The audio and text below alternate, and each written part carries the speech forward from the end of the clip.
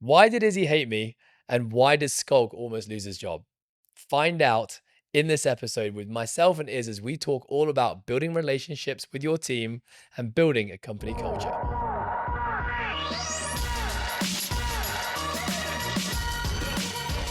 Isabel. Ed. Hello. Hello. How are you?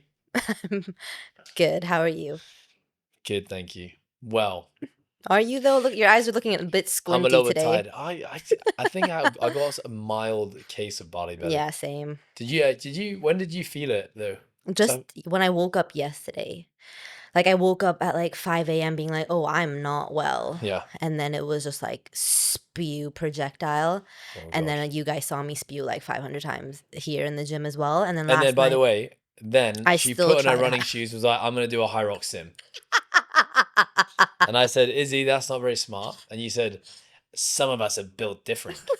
And then she did one run, the first run, and said, I'm quitting. And then I went for a walk. Amazing. That is facts. I should not have done that. Yep. Built different. Yep. Built weaker, but built pathetic. Better different than you. Anyways, that did not make any sense what I just said. Yeah. And then I didn't eat anything, felt fine. And then I went home and then I woke up at like 2 a.m. Literally all my soul left my body. Last night. And then this morning I was fine. When you say your soul left your body, what is that? It was just like bad. Everything came out. Oh, you did it again? Yeah. Like both ends? No, just the throat. And it was just like this yellowy. Oh, no, that's not good. And I was just like, that was it. But as soon as it happened, I felt better after. I was like, that was it. Spewed out the demons. Yeah, the demon was gone. Yeah.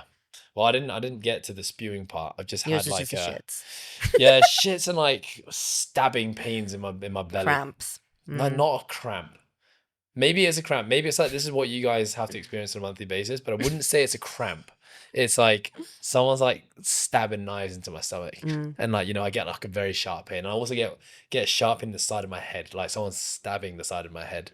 That sounds like a you problem. It sounds like you. Well, it's definitely a me problem. Internal demons coming for you. This all happened. I know. Okay, you know what? I'm gonna shame this brand because I'm pretty sure I know exactly where it came from. Here we go. Coffee Club at Bali Airport. That coffee club back in the day when we used to go on our like boys trips to Thailand and do full moon party and all that shit. Look like at you. The coffee club was the only like, and I really like local food, right? Wherever I go, I like to try the local stuff. But coffee club was like when you wanted a good scrambled egg breakfast and a decent coffee, that was like the only like Western chain around Thailand at that time. And they were really good back then. Yeah. And I hadn't had a coffee club in about 10 years. And I saw it at Bali Airport and I was like, you know what? I'm gonna go coffee club. Yeah. And I got this like rice and chicken bowl. And for breakfast. No, this was at lunch. Okay. Because I don't eat on flights. And so basically I knew that I have to eat. My flight was at 4, so I need to basically eat dinners and lunch worth at 3 p.m. so I didn't have to eat dinner because I was gonna arrive home at like 11:30 at night and not gonna eat, right? So basically I always fast on planes. So I'm like, okay, I just need to get as much food down me as I can. And I was eating this thing thinking, this just does not look good. Like the vegetables, it was like a salad, it didn't look clean. And I was eating it and I was thinking, this is not enjoyable, but I got to get the food down me. And within maybe like 90 minutes after finishing that meal, I was like cold sweating, so tired. On the flight, I had the shits. Great. Fasting a lot. Felt bad for whoever was next to you besides your wife. Yeah, she didn't figure out how it was good. Joints were in pain. Like, anyhow. Well, I'm pretty proud of us that we were in a week in Bali and none of us got Bali belly until the end. So yeah, at least it was the end. It was the end. So and it wasn't full blown, but Bali belly. Yeah, it could have been way worse. Could have been way worse. But I think that's kind of the base of our conversation today. I think I've had questions. I don't know about you, but I'm sure people were thinking it. Like, how do you go on holiday with the people that you work with? And like, what is it like to work with people that you're also friends with? Because I think we think it's very normal, but if we look at a lot of people that we work with, it's completely abnormal, the relationship that we have. And yeah, I guess we'll just talk about that. Yeah, so I think what's interesting is that I think because ever since I started Coastal Fitness, I've always had really good friends in my team. Some of them have been like pre-existing great friendships that I then hired and we worked together for a period of time. Others, like this team right now, a lot of our team, like I wasn't friends with previously, hired them and then have become really good friends with them. But has always been a part, and this, we're coming up to our 16th year now. That has always been a staple in coastal fitness. The way that it's not a philosophy, I'd say, that I've always had. Like, I don't recommend to other gym owners, oh, you should hire people and become really good friends with them. Yeah. But it's just something that, I don't know, it's just naturally has just happened. Yeah. And I've gravitated towards wanting to have that. And I think the way that I think about it now, having now, like, done a lot of learning about building teams and cultures, etc., is that the place you work and the people you spend time with at work occupies the vast majority of our lives. So it's really important. Like, I think if I have the ability, and I'm only speaking on behalf of myself, right? Because I get I have the opportunity to actually build the perfect team around me, the people I want to spend time with, and of course, hopefully, do some good work in the process. But because I have that choice and I have that power, like, I am going to pick the people that I really want to spend time with every single day. And I've read this really good quote. I actually posted this the other day from a Naval Ravikant, and he said, if you can't see yourself working with someone for a lifetime, don't work with them for a day. Now, there's definitely times where I've like chosen to work with people that I couldn't even stand working for a day, and I made this commitment to work with them for a lifetime, and it always ended up badly. But reading that quote, I was like, yeah, like that resonates a lot with me. Anyhow, coming back to what you said, when I came back from the holiday, no part of me thought, wow, isn't that really weird that I just went on holiday with all my work colleagues and I had a great time? I didn't even think that at all. But I think quite a few of you guys said it to me. I think you said it. I think Skolky said it. I think Karan said it. Cami said it. I know their partners, a lot of partners of our, like Savannah, it's the only one actually, had said like, wow, isn't it crazy that you can go on a holiday and have such a good time and spend all this time with your colleagues? And they kind of said how cool it was that we could do that. And I was kind of like, oh, I didn't even think about that. Yeah. Because I just kind of felt I was just hanging out with my friends. Yeah, I also think it's like we've traveled a lot together as well but then it's all been work. But because we love it's not really like a work trip, like we've done competitions together. We've gone to China, Indonesia. We went to the Philippines, but like that was all under like work circumstances, where this technically wasn't, because it was a wedding, but it's like we were all just working together. But then I see every single day here, It's we like spend, so much time together. 7 to 9 hours a day here. And I still don't even see this as work. Yeah. And I know, and it's not a cliche thing, Yeah. When you love what you do, you don't work a day in your life type shit. But I genuinely mean it. Like, I really have a really good time. Yeah. When you the vast majority of the time, in this workplace, and a big part of it, I reflect on this in my Today Well Spent journal every night, is the fact that like I genuinely love my team. Yeah. And I get, so much social fulfillment, by spending time here, and also the community and the members and my clients, like genuinely have really good times with them almost always. And it's why, like, I get to weekends and then, my mates outside of work, want to spend time and hang out. And I'm kind of like, I'm like alone full. time. Yeah. Like my social I cup need and my space. Yeah, my banter cup is like at the brim right now. I need to kind of like, I need to drain it a little bit so I can come back in and hit the next week. Whereas, when I look at them and speak to them about the weekends, they need the social that time. Lunchtimes and after work and weekends, they really need to get their fill of that, because they just don't get it in the workplace. And what I was saying was that I'm speaking about from my point of view, which is like I am the orchestrator of what this company can be, and therefore I'm going to select people I want to spend time with every day. And I can't really say that I have experience being on the other end, being maybe in your shoes, where you're looking for an employer and a job and trying to find a place where you're ultimately going to spend the vast majority of your time. Like, is that something you were thinking about? Is that something you think about?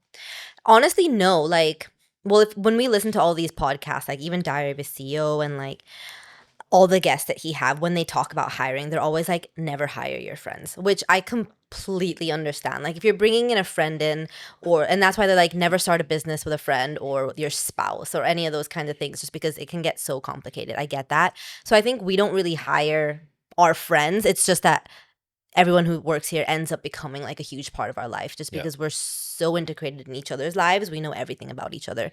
So I do think that's the difference with like hiring your friends versus becoming friends with your employees.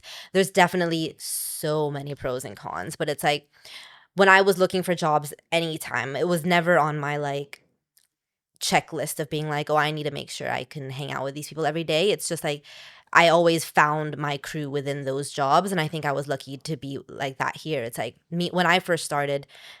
I'm sure a lot of people don't know it, but you and I were not on good terms. Yeah. Like for my first 3 years, it was a very not good time. I'm sure you almost fired me so many times, and I literally hated you. It was like we were not friends, but like I was really good friends with Ant at that time, Yeah. you know. So it was I like was also your coach. yeah, exactly. So it was like a different kind of. Why did you hire a Oh coach my that you God. hated and work for a guy you hated?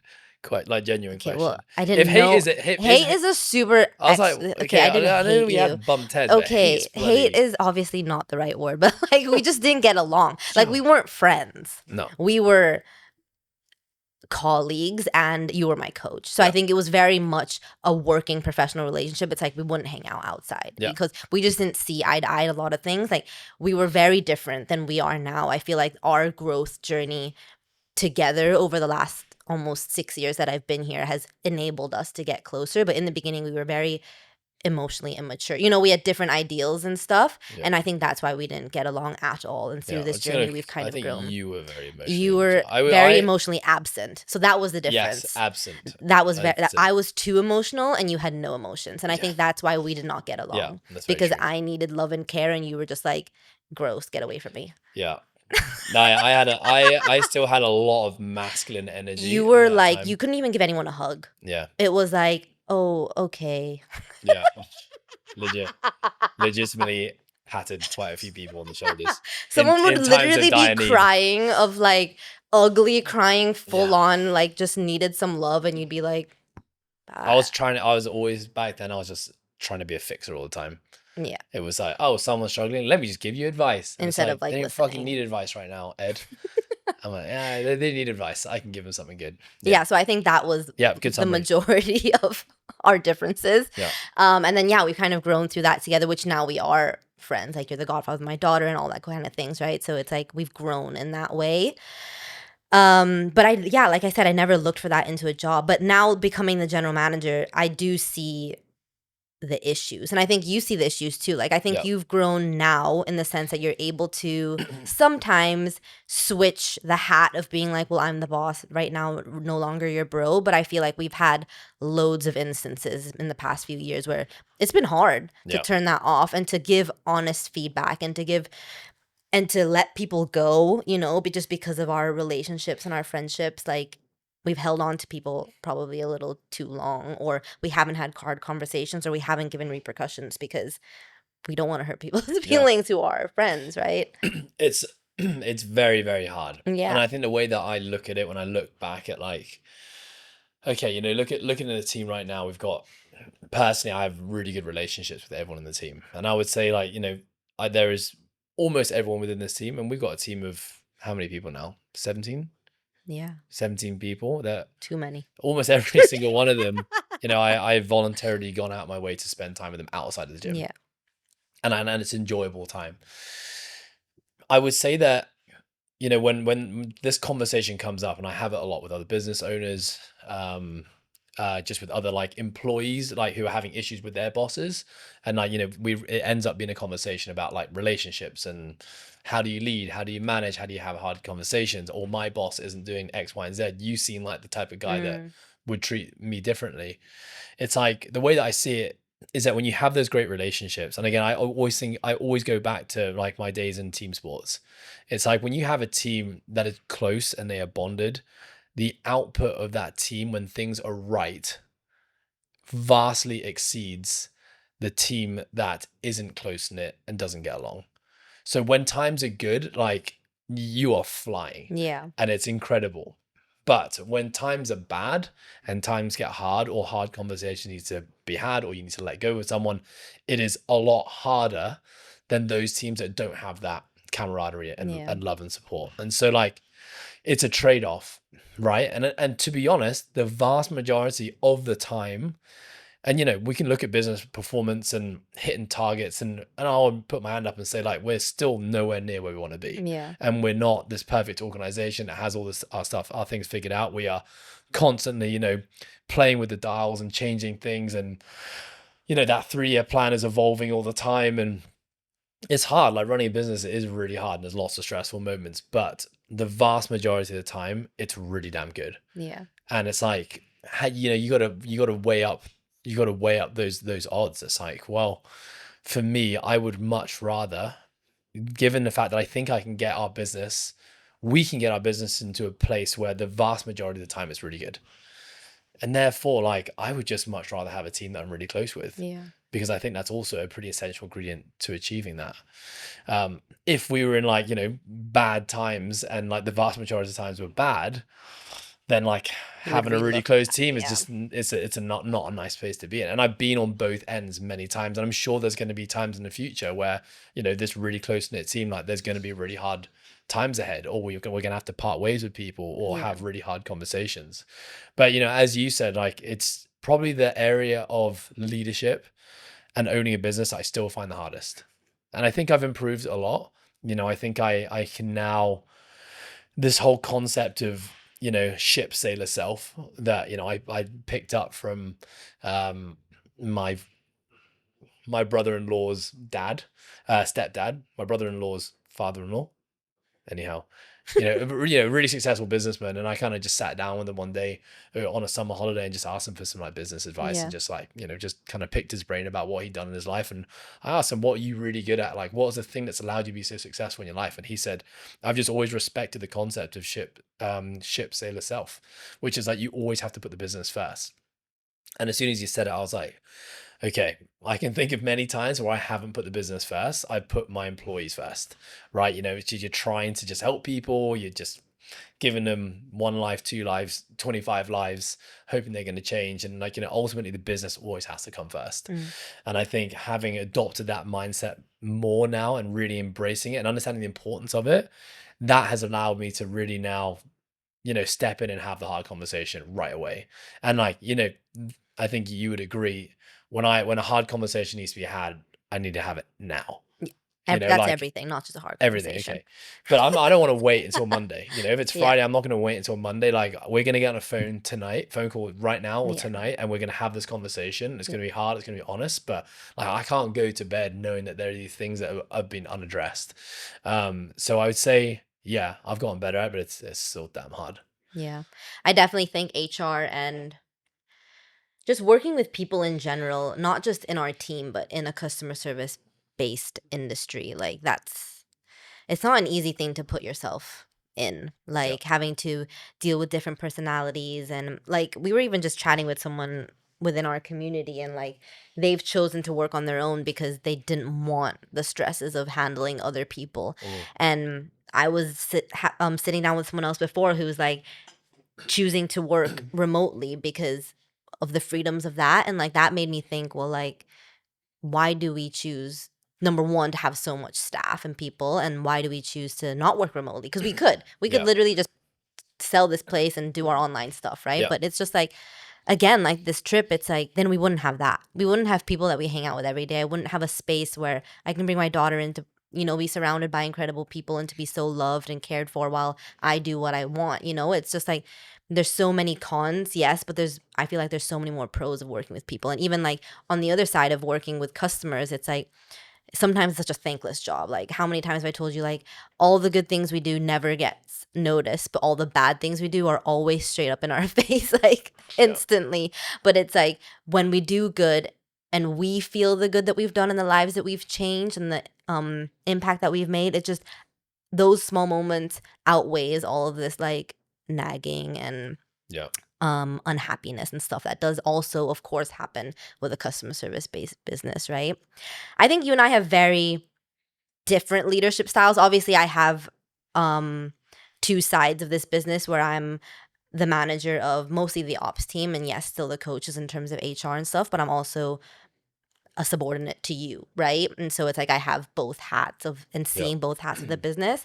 I think because of our different, where I'm more introverted and you're a little bit more extroverted, like, that changes our leadership style, where it's like, with my ops team, we aren't like the rest. You know, like I'm in both ships where it's like when I'm with the ops team, I know and respect that all of us are introverts and like we don't want to hang out and we don't want to be like this is enough of us inside in the gym. And then with the coaching team, it's a little bit different. Like everyone is so, because to be a coach, you have to be like majorly extroverted. And it's also funny that you have been responsible for employing the operations team. Yeah. And I have been responsible for employing the coaching team. Yeah. And well, that says a lot as well. But yeah, well, there you go. It's funny, you know, your vibe attracts your tribe, you know. Yeah, and I would say my ops team's better than your coaching team, but okay. Well. Yeah, who hired Skulk? What a journey this guy's been on there. Oh my god, how many times does he almost get fired? Oh, him is like literally. You know, he's like, we're gonna make a movie about. He's the cockroach. Like he just doesn't die. We're gonna make a movie about him one day. Because you know all this. No, but genuinely, you know, like this is a massive U-turn. It is a massive U-turn. Like just the whole idea of like, you know, changing people. No, but hire slow, fire fast. Right, which is like fired too slow, I think. But I would agree with the whole concept of that, right? And then there's been so many times, you know, very early mistakes as a business owner, things that I regret doing is just giving people too many chances, right? In the hope that I can change them. But it's true, right? Now, yes, one could argue, well, if you get the hiring process right, you don't have to deal with this stuff. Yeah. It's not like everyone changes, everyone evolves. Your business changes, people get left behind. People evolve at a fast rate in your business. Like it is just not the static thing that you can hire. You can go through this arduous, really thorough hiring process, get the perfect person on day one. Yeah. And by day 7, something's changed and they're no longer the perfect person. Yeah. And so like, I still agree though, like hire slow, be thorough, be diligent. Our processes have evolved and changed so much. And even though like in the way that I look at it now, the likelihood of us making a bad hire is a lot less. It doesn't mean that bad hires are not going to happen. It's still going to happen.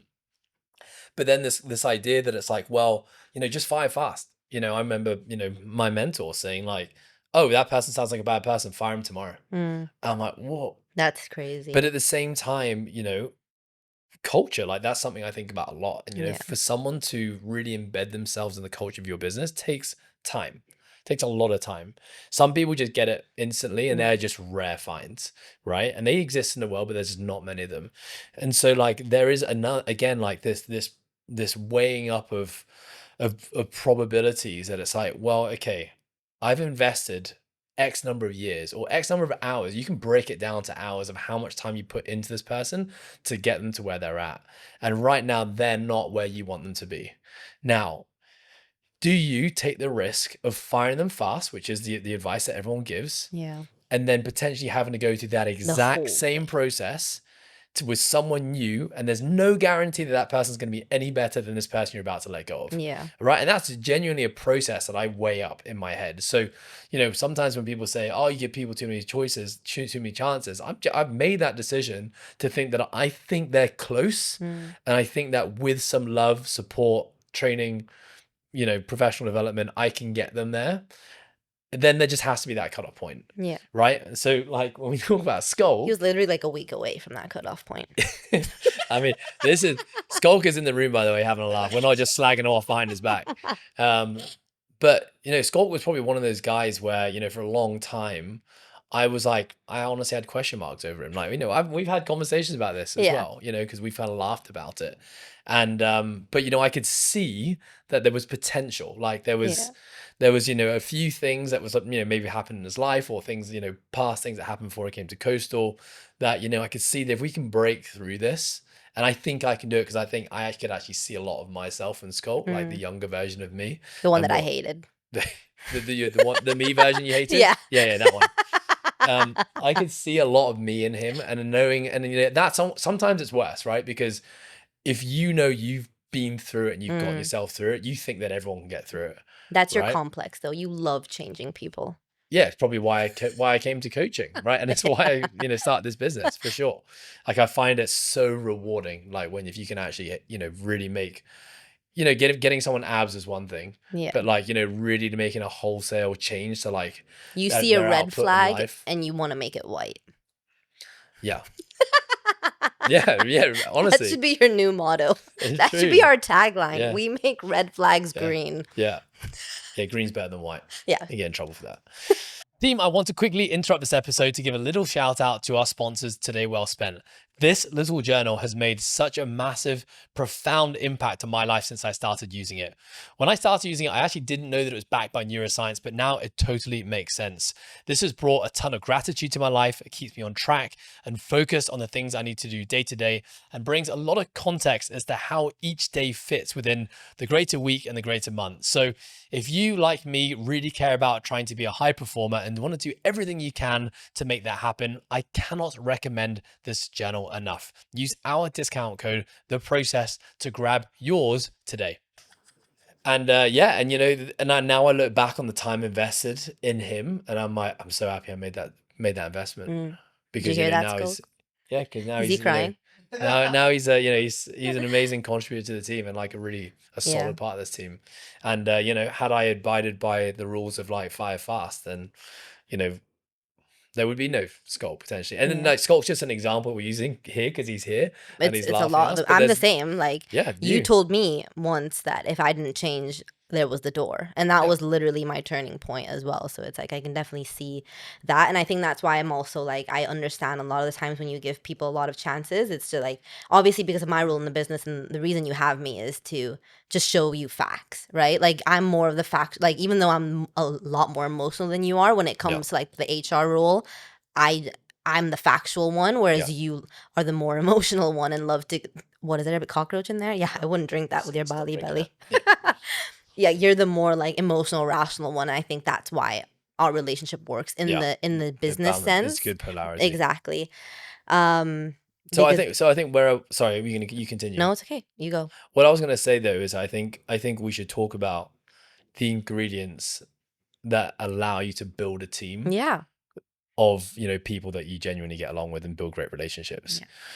Do you want to start? Yeah, well, I think for me it's important to decipher the role as well. I think that's the number one thing that you have to look at when hiring people and what you need from those people, right? Because the one thing that I've learned from everything and what we've hired is like you need to hire for the hardest thing to train, right? So for example, in an operations business, like it's a customer service based business, and teaching someone to be customer service based, kind, friendly, loving, thoughtful is much harder to teach than teaching someone how to open and close a till.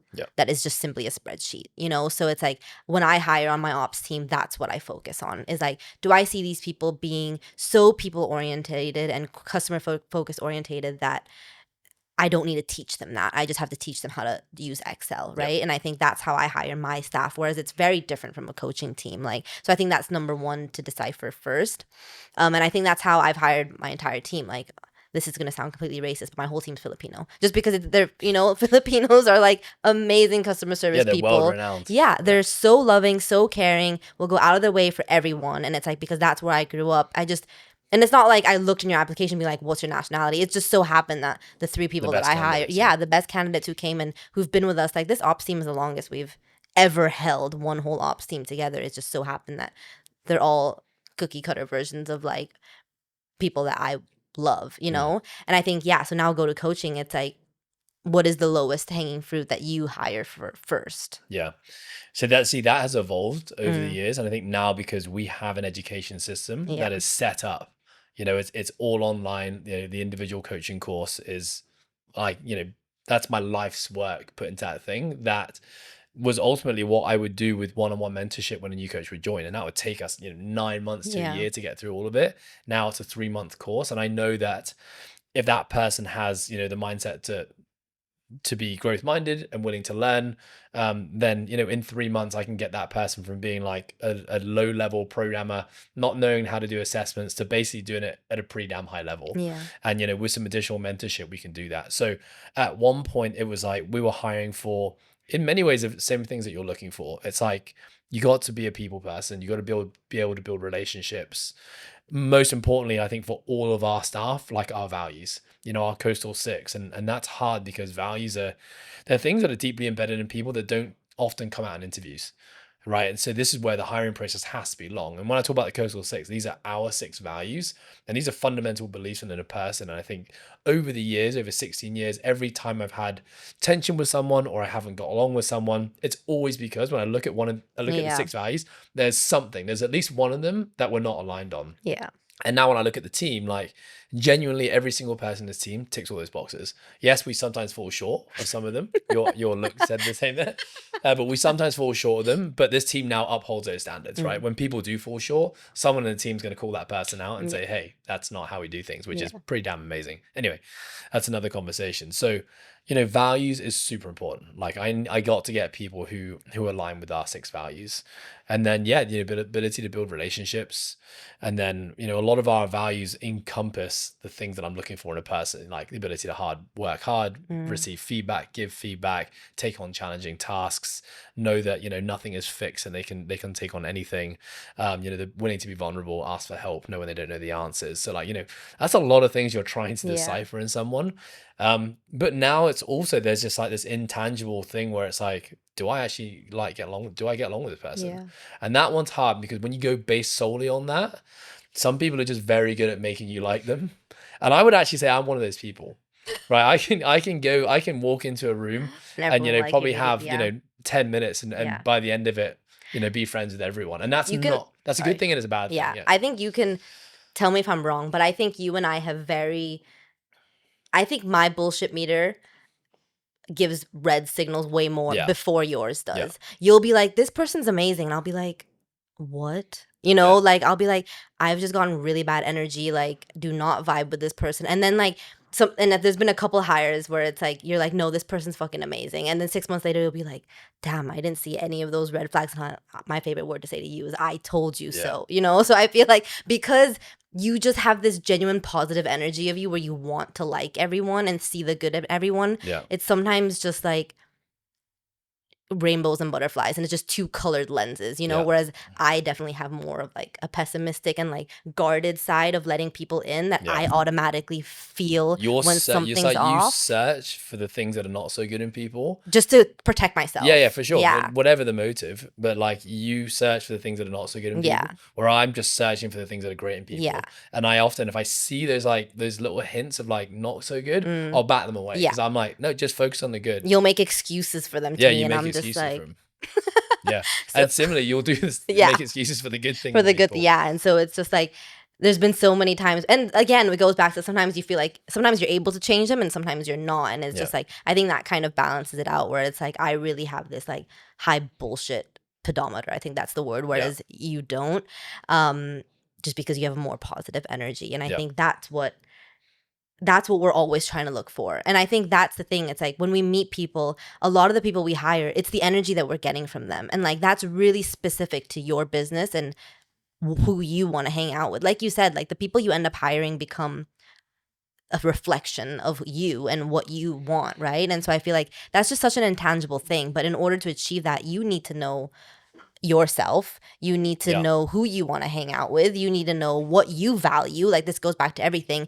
because then when you're so confident in that and you believe in that and the universe can feel that that's 100% genuine, you just attract those people and you're able to tell right away if these people align with you or not. So I know that's completely unhelpful and that's just a bunch of juju energy stuff, but I feel like it's so I would say, when I didn't have clarity of self, that's when you hired the most. Yeah, I was like, mask wearing Ed, where I was a serial people pleaser and I just wanted everyone to love me. Then it was really hard because I didn't know deep down what I really actually valued and looked for in people. And literally anybody who said like, I want to help you, I can do this for you, can I work for you? You'd be like, tell me more, whereas now you're not. Exactly. Whereas now you're a little bit more like, well, how can you help? Like, prove to me that you can help me. Whereas every other person who would be like, I'd be great on your team, you'd be like, yes, you would. You're in. You are damn right. How much do you want?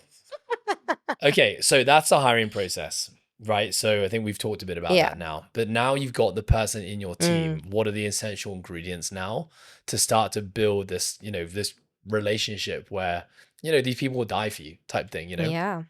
I think definitely, again, something that I think you've definitely gotten better at. But it's innately in me, I think, just because I'm more of like, before even becoming a mom, I was more of like a motherly, nurturing kind of energy.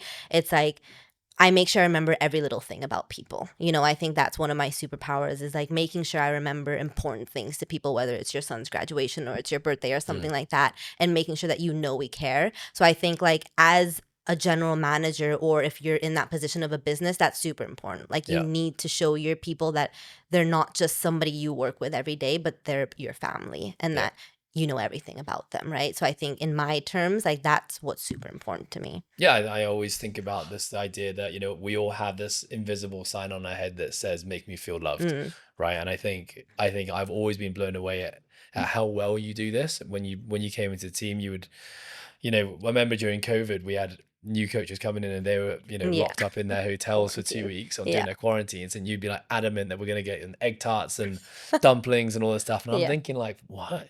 That seems like a real waste of time. And in hindsight, now That's one of the things they remember. yeah, the me now I would love to do that. Yeah. I would go out of my way to give. Like Yeah. giving is such a big part of my life now. It's something I think about every day. But giving was not a part of my life. I probably would take a lot more than I gave. And it's not not a trait that I was very proud of. So I would 100% agree. Like just going out of your way to really just make your team feel loved, I think is super important. So I would agree with that. You Amazing. got something else that like jumps to mind? Yeah, I think quality time Yeah. is super, super important. Like you said, like And is even that if achievable in the workplace? 100%. I think like even your lunch break, like a lot of people just are so engrossed in like their work, which is 100% important, but like, and their own time and space, that they forget that sharing 5 minutes with someone, whether it's going to grab a coffee before, like in your morning break, or if it's your lunch break, like that just allows you to connect to people beyond what you would be able to do. Yeah. And that connection, again, like what you said, can turn someone from just being an employee who clocks in, clocks out, to someone who would die for you. Like, okay, maybe die for you is a little bit extreme, but like who would stay with you through tough times, right? And I feel like quality time is something that's just essential. It doesn't have to be a Bali trip somewhere else, but it's just making sure you agree to do stuff with people that are outside of the work hours, to get to know them more, to show them that you care, to show them that it's more than just a job. Yeah. And in a way that I see that, it's like any relationship, Yeah. right? It's like your intimate relationship, it's your friendships. It's like the more quality time you spend with someone, the more you just start to like understand and know that person, like on a deeper level, like, their history, their story. Like I love asking questions on like, what brought you to where you're at today, and starting to just really figure out who that person is. And that genuinely takes time. Yeah. Like, and I think with my team now, there's still conversations I have with the guys who've worked here for multiple years. And I'm like, oh shit, I actually didn't know that about you. And suddenly, that relationship levels up. And if you're only investing, if you're only investing 5 minutes every 2 weeks, then you just got to understand that that relationship is just going to grow at a very slow cadence. Yeah, and I think the way that we've also done it has been great. That's like we do team meetings and PDs where we kind of force our employees to Yeah, it's open up. mandatory. It is mandatory. To open up, and like we understand that a group setting might not always be the most ideal situation. Some people, like myself, were more comfortable saying those things in group settings, but then like people eventually will open up, or if not, then you have those one-on-one settings, which we also now implement. There are one-on-one meetings with people, and that's the opportunity for you to express, to share. Like I believe like working with like everything that we've been through, it's like the more touch points you have on a weekly basis, the more opportunities you can really hear people, see people, and get to things quicker, rather than if it's like 2 months, 3 months down the line, you have a meeting and then all of these things blow up and you're like, whoa, why wouldn't you tell me this 2 months ago? Like people are more vulnerable and capable of expressing themselves if you give them the opportunity to meet them. And so I think that quality time is important. I would say that everyone in our team gets a touch point with their manager or whoever, at least once a week. Yeah. And I think that's something that we've only really brought in probably in the last few years. I think what we had previously was just kind of every person under the same roof, but just kind of doing their own thing. Yeah. And I think just bringing direction, having those check-ins, whether it's mentorship or it's just like sometimes just a 15-minute meeting, but you're giving that time and energy to that person and vice versa. Yeah. And it's really important. And I also just have to say, like, all of these things that we do here have really ruined dating for the single ones. in this, because now our standards are so high. Because our Please elaborate, our please. hiring standards are so high that we've like now moved that over to our dating standards. You got to admit that's true. You're just talking about yourself No, right I'm now. not. Please You elaborate. can't say that. Whoever you've dated is now like, okay, this person needs to be vulnerable. They need to be a good human. They need to fucking be honest. They need to True. be able to, you know, express their feelings. They need to be able to show up. And it's like all of these things. But this approach means that the person that does end up as your spouse there's a high likelihood it just of being the becomes right so one. intimidating because now we have this like group of not elite's the wrong word, but like high level people, and then you're trying to bring someone and you compare it to be like, well, is this person like the people that I work with on a daily basis? You know, like, are they? Yeah, anyways, that was just that tangent. Okay, next. Yeah, Izzy's single, by the way. No, shut up. Okay, I'll delete that part, please. It's good to have high standards. We're deleting you that deserve part. high standards. Okay, next. You deserve high standards. Okay, so we talked about the hiring process. We talked about like the importance of building relationships, and that's in quality time, right? It's not just work related meetings. It's not just talking about, you know, the job and KPIs. Yes, that's really important, but like quality time, person to person. Another quote that I took away from Naval Ravikant's book was this idea of like communicating on a level of colleagues versus hierarchy. I might have butchered that a little bit, but you know, talking down to people is something that's always made me feel really uncomfortable when I see it. And I do see it as, you know, I have a security guard in my building who is just like this absolute bully who, you know, publicly in front of, you know, the people, all of us who are kind of coming out the lift and all the other security guards, you know, he will just shame and shout at people, and it really makes me uncomfortable to the point sometimes where I've wanted to actually step in and defend the person. You should. But I don't speak, you know, he doesn't speak a lick of English. I don't speak a lick of Cantonese, so it wouldn't be a great conversation. But I think where was I going with this? Just that like we are all yes, levels. yes. Communicate. Yeah, I think it is important. Like these touch points, like you're doing it on a level playing field. Yeah.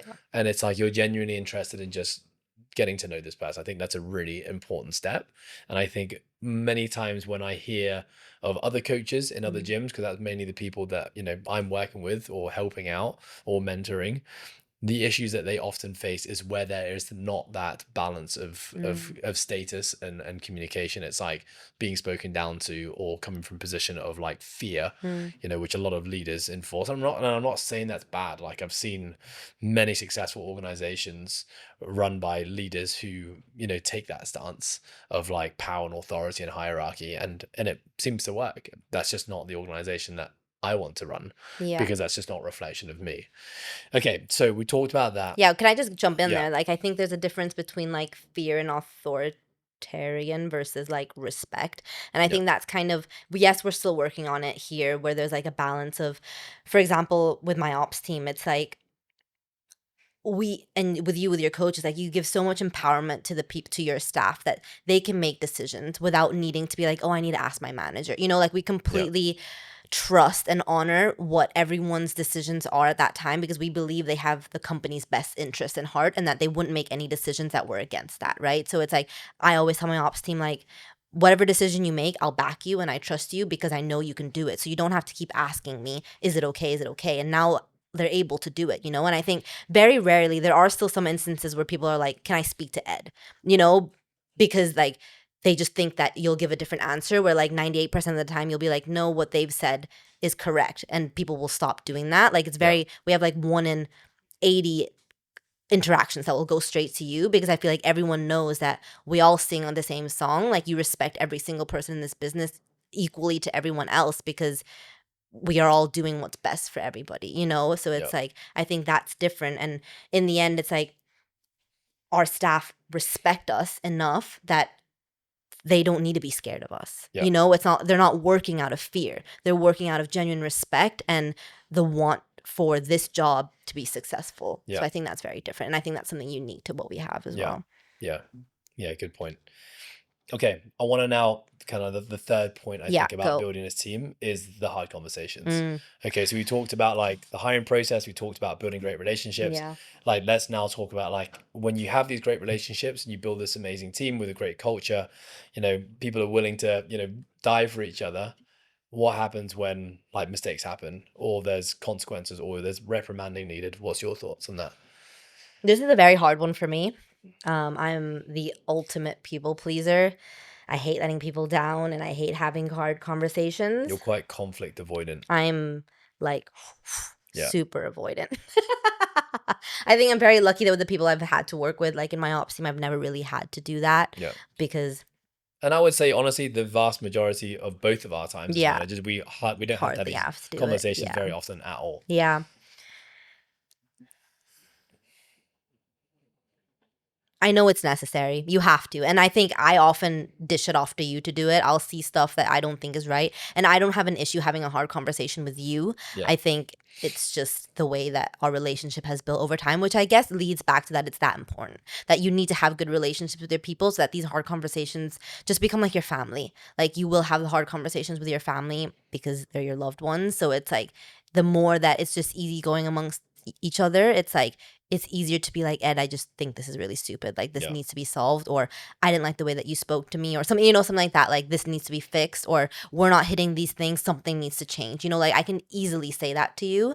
I just have a hard time saying that to people who I feel like I might hurt their feelings or who might not take it as well as you do. So I don't think I'm the best person to ask for this. I usually dish it off to you. So I think you're the best person to ask for this. I think the first thing I will say is that like conflict resolution, which is basically what this really is, right?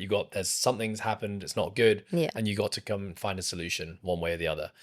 But conflict resolution is something I used to really struggle with. Yeah. And I used to basically come at it like with fire. And basically like you kind of think about like an Asian tiger mom scolding their child. And that was honestly like how I used to deal with like, poor decision making, people making mistakes in the organization. It was not good. And I would never leave those meetings and those conversations feeling like anything positive was resolved there. Yeah. If anything, like our relationship has just drifted even more. Yeah. And I don't think I've actually found a solution. And lo and behold, that person would come the next day and it would just be really uncomfortable. So I identified, a number of years ago that this was something I really needed to improve on. And so I've talked about this book so many times, but there's two books that I think about all the time. One is this sounds extremely egotistical, but it's called How to Win Friends and Influence People. Nice. And the second one is Nonviolent Communication. And the second one especially was like, that was like a Bible to me at the time, because it was so many solutions to conflict resolution that I just didn't have those tools in my toolbox. Ben Bergeron at the time, so I remember consuming a lot of his podcasts. I think he was the one probably who'd suggested on his podcast, read this book. And he put out a lot of things on his podcast around conflict resolution that just like, it was cool. I was hearing it from a coach and a business owner, someone I respected, and was like, okay, like this guy has obviously been on a journey as well, and he seems like a really good communicator. I just need to learn from him and to read all the books that he read. So I would start by saying like this has been a massive work on for me. I'm still working on it, but I'd say I'm at a point now where I think I'm pretty good at it. I feel really confident, and I think that's why I'm now no longer afraid of the conflict, because I was before as well. Like I would avoid the hard conversations like the plague. But because I feel like I'm confident now and I have a skill set where I can 99% of the time go into these meetings, we can have a very mature adult conversation, come out with solutions, and everyone takes ownership for their stuff. And like the relationship actually comes out on a higher level, which is like, that's ultimately the goal. Yeah. So as I kind of alluded to at the start of this podcast, like I need to have these conversations straight away. I don't want something to blow over in the night. Now, even if that other person may not think that's a big deal, I'm the one that suffers, right? Knowing that something's not being addressed or something's happened, or that pink elephant in the room conversation that's just being ignored. I can't even let it go overnight. And if that means, jumping on a call at 9, 10 p.m. at night, I'll do it just to give me peace of mind and allow me to sleep. So I think a key part of having these conversations is like empathy has to be shown. Yeah. Right. And I think the way I'll always do it is to make sure this is not coming from a place immediately where you're being told off and you've done something wrong. 99% of the time, people know they've done something wrong. They know this conversation is coming. Yeah. And they're just kind of bracing for it and they're terrified. And I think the key is you have to be rational and you can't be emotional.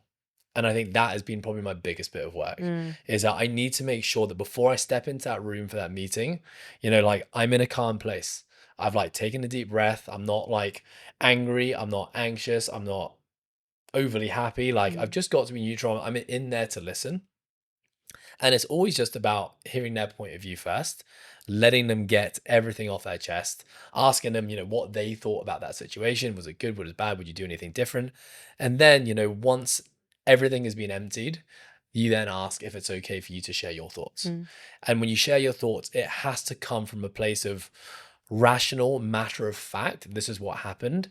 And it can't come from a place of an attack on someone's beliefs or core identity. Yeah. And I think that's where a lot of people go wrong. Like they make it attack on the person, and that's tough. Yeah. Tough to deal with. And so, I think, my stance on it now is that I think, having done a lot of reading and trying to improve myself in conflict resolution, I've got this earned confidence now, having done it so many times, that, weirdly, I think I say this to you a lot of times, like there's a conversation I have to have with someone, you'll say like, oh God, are you nervous? And I'm like, I'm actually looking forward to it. just getting in the conversation. I'm actually really looking forward to like this Yeah. challenge of being able to get into that room Yeah. and see if I can, find a solution to this thing and be very mature and rational about it. Yeah. I think it's also super important in the way that, and definitely everything that we're talking about is because this is a small business. Like, if you own a multi-million, like hundreds of people business, it's definitely much more difficult. Yeah, I mean, I was just, I was speaking to one of my good friends in Bali about, the gym that he runs, and he's got 120 employees. Yeah, I think that's a very different And scenario. it's a completely different beast. So we're just talking about like Small small businesses, businesses. It's like, you also need to be able to understand your employees. You need to understand their emotions, like the things that trigger them, the way that they react to things, because then a lot of these conversations become easier because you can understand what's triggered them, maybe something that's happened during the day, or and you're able to relate to them. And I feel like you're able to do that. It wasn't always like that. I think that was a lot of the times why we butted head before, is because you only saw your point of view and you were unable to kind of empathize with the way that other people had different emotions, whereas like you've really grown in that way that you're able to kind of understand different types of people now, and then you're able to like just kind of sympathize and be like, okay, they probably reacted this way because of that, but you still want to have the conversation. Whereas sometimes I like overcompensate, be like, oh, they're just having a bad day, and then I'm not even gonna bother, So it's like, I think there's definitely a fine line between that. But that's what's amazing about the relationships that we've built, is that you just know us so deeply that you know things about us and things that could have potentially happened, or like things that the way that they said things or the way they reacted is because of something. And therefore I think these conversations are easier because you already know what the outcome is going to be like and how to speak to people. I think that's important, is like, and that's why getting to know each other is so important. Yeah. Like any relationship. Yeah, so I think maybe to conclude this now is to basically say that, our approach and what we have done, which has worked for us up until this point in time. Who knows, when we become, the 100+ business. employee business, maybe this is going to change. But, I certainly, I am very grateful for the fact that I can honestly say that everyone who works in this team, I can call a friend. Yeah. And I would happily go on a flight to Bali with and spend 7 days with and have, honestly, an amazing time. Yeah. And the positives vastly outweigh the negatives. But when, hard conversations have to be had, you got to have them. You have to. And you got to make them rational, and you got to take emotion out of it. And you just got to put the business first. And I think you got to reiterate that to your team always, which is, I can still love you as a person and really value our friendship, but the business comes first. And in this case, what you're doing is not the best thing for the business. And we have to remember that. I need to remind myself and you, all the time about this. But yeah, the good times just severely outweigh the bad. And yeah, I wouldn't have it any other way. Yeah. I'm very grateful for the team that we have and everyone in it. And I can't imagine at this time working for something that isn't like this. So yeah, I think it's been great, but definitely more challenges ahead for sure. Yeah.